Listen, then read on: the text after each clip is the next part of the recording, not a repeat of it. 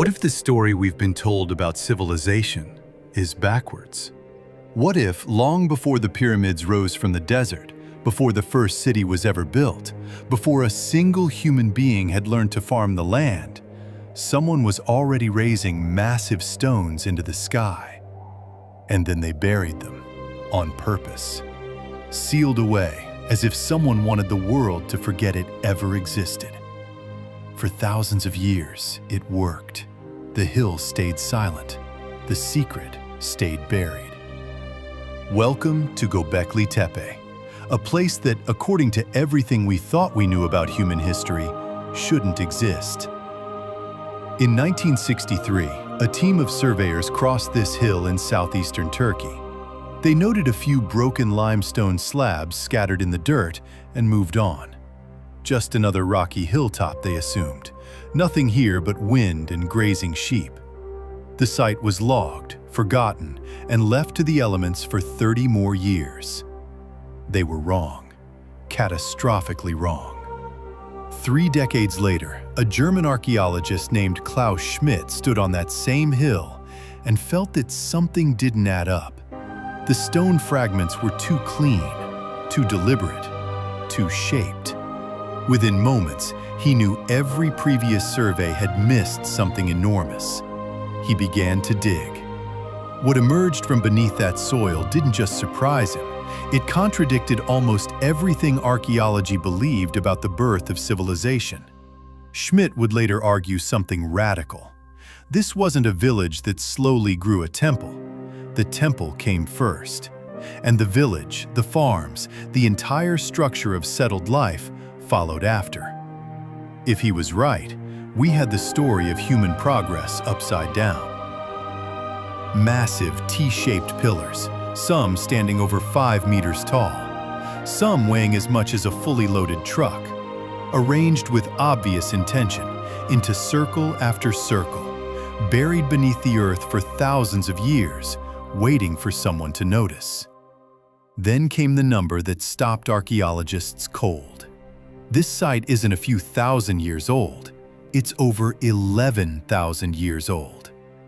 Older than Stonehenge by 6,000 years. Older than the Great Pyramids of Giza by 7,000 years. Built before the wheel, before writing, before the very first mud brick village had risen anywhere on Earth. Built, in fact, before humans had domesticated a single crop or animal. The people who built it were hunter-gatherers, nomads, following herds and seasons, with no fixed home.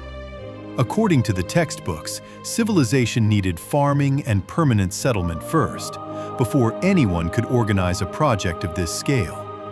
Göbekli Tepe broke that rule before we even knew the rule existed.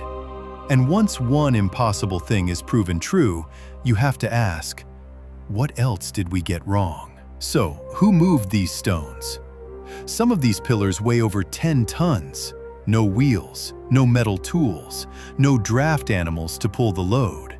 Just rope, timber, sheer numbers, and an almost unimaginable amount of coordinated human will, sustained across generations who would never live to see the work finished. Which raises an unsettling question. What kind of belief convinces hundreds, maybe thousands of hunter-gatherers scattered across a wild and dangerous landscape to gather again and again for a project with no obvious use for survival at all? Then there are the carvings. Foxes, vultures, scorpions, snakes coiling around the pillars as if guarding something unseen. Several of the great stones are carved with arms and hands along their sides, fingers reaching toward a belt, a loincloth, as though the pillars themselves aren't decorations at all.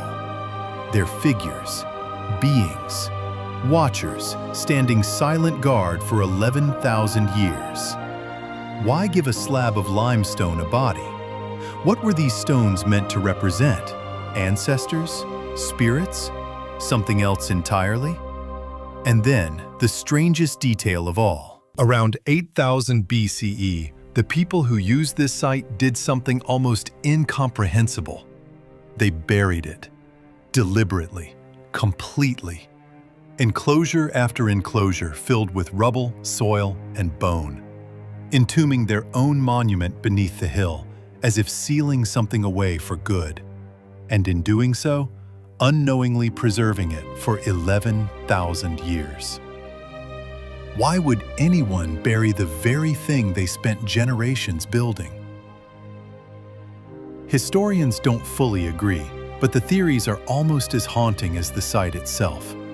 Some believe Göbekli Tepe was a ceremonial gathering ground, a place where scattered hunter-gatherer bands united for ritual, for feasting, for honoring the dead. A sacred meeting point that may have pushed humanity toward farming and settled life, rather than the other way around, as we long assumed. On this theory, religion didn't follow civilization. Religion built it. Others go further, suggesting the builders carried knowledge inherited from an older, forgotten culture. Wisdom with no written record, preserved only in stone and symbol. Its meaning lost the moment the last person who understood it died. A few researchers point to one particular pillar, sometimes called the vulture stone, and its unusual symbols, which some interpret as a record of a catastrophic comet strike thousands of years earlier. A memory, carved in rock, of the sky itself falling to Earth. It remains a contested theory, rejected by many mainstream archaeologists. Not proof, but difficult to dismiss entirely. As for the burial, some call it ritual closure, a way of retiring a sacred site once its purpose was fulfilled. Others suspect crisis, climate shift, conflict, even catastrophe. A deliberate act to protect the site or to make certain it was never disturbed again. No one knows for certain, and maybe that uncertainty is exactly the point. Perhaps Göbekli Tepe is not simply an archaeological site. Perhaps it is a message, left behind by people whose names have been erased by time, whose voices we will never hear, whose reasons may never be fully understood, no matter how deep we dig. For 11,000 years, this hill kept its silence, and even now, only a fraction of it has been excavated. Most of Göbekli Tepe is still underground, still waiting. And if our ancestors were capable of something this vast, this deliberate, this far back in the dark of prehistory, then how much more of human history is still buried beneath our feet, still hidden, still waiting for someone to start digging?